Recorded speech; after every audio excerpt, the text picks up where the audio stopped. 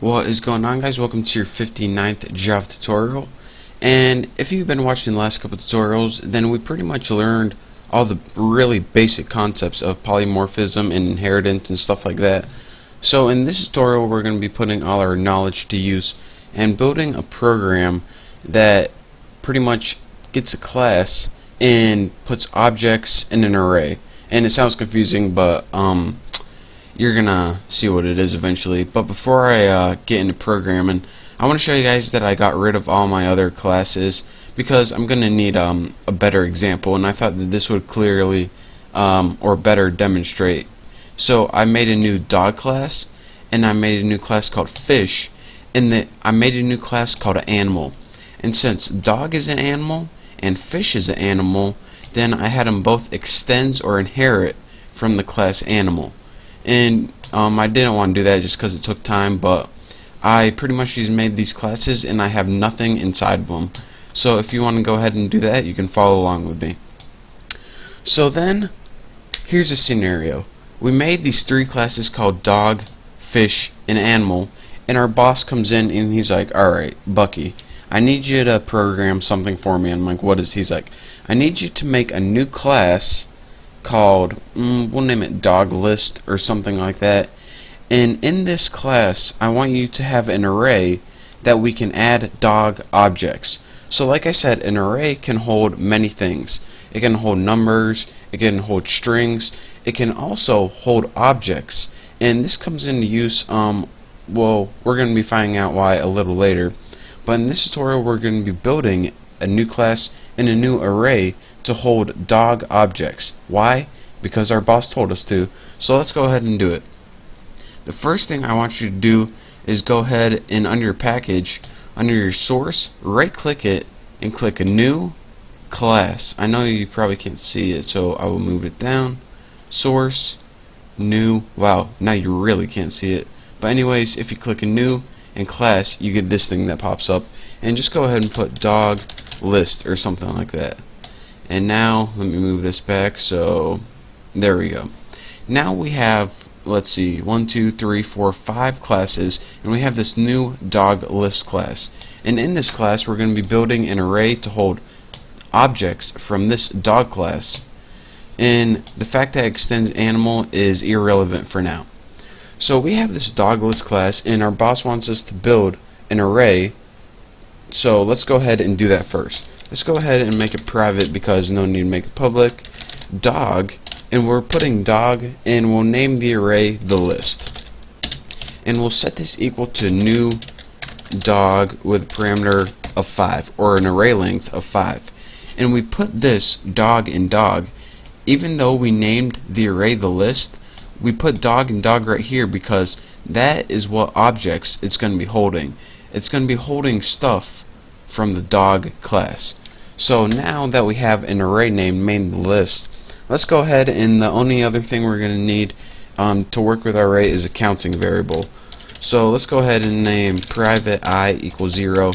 You can set equal to x if you feel more comfortable with that, but what's this error saying right here? Alright, we need an int. Private int I equals 0. So now we have an integer that's just a counting variable that's going to help us work with our array.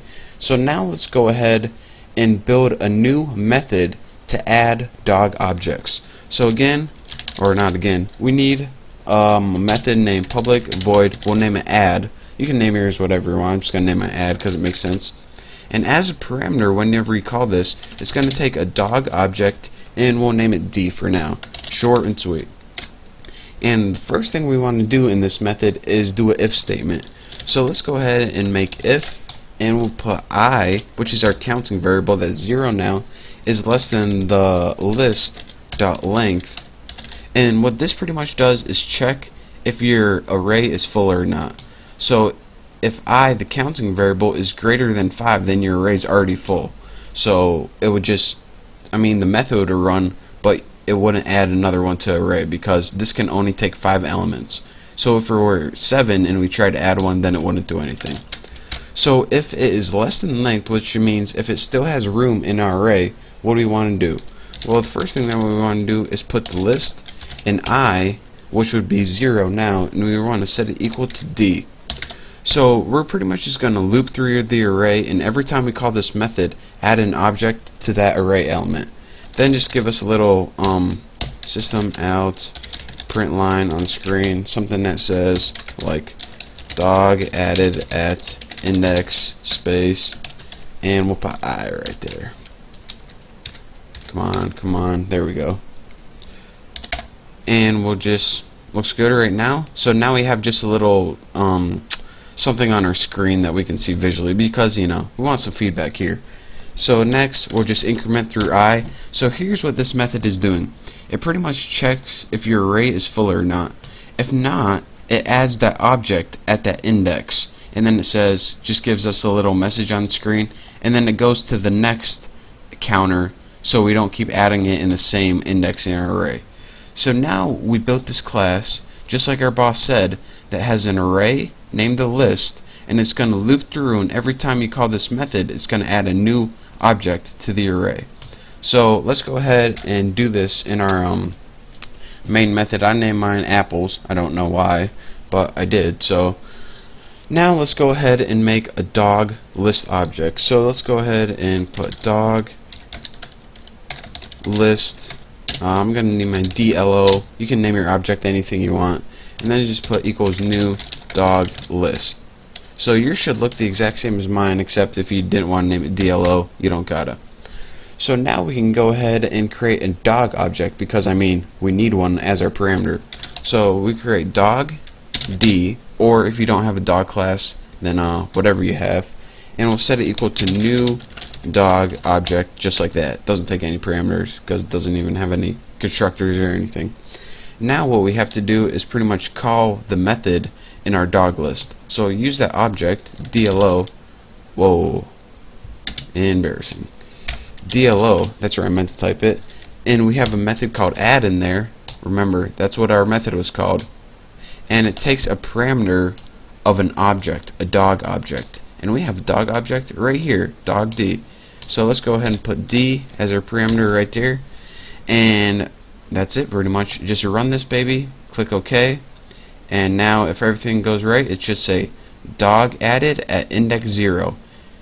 And if we added another one, it would say dog added at index 1, and it would go 2, 3, 4, and it would go all the way, and that is because we set this equal to a length of 5, which means index 0, 1, 2, 3, and 4. So that's your real basic tutorial on our how to create an array to add objects into it.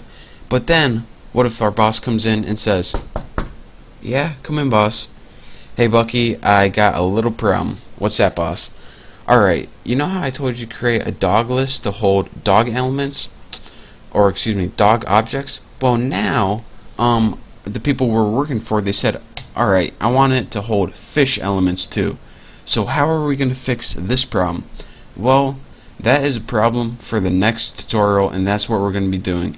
And trust me, you don't just add another entire class called fish. What we're going to do is making this bigger and better, and you know, it's just going to be awesome, and you're going to learn a lot in the next tutorial. So thank you guys for watching.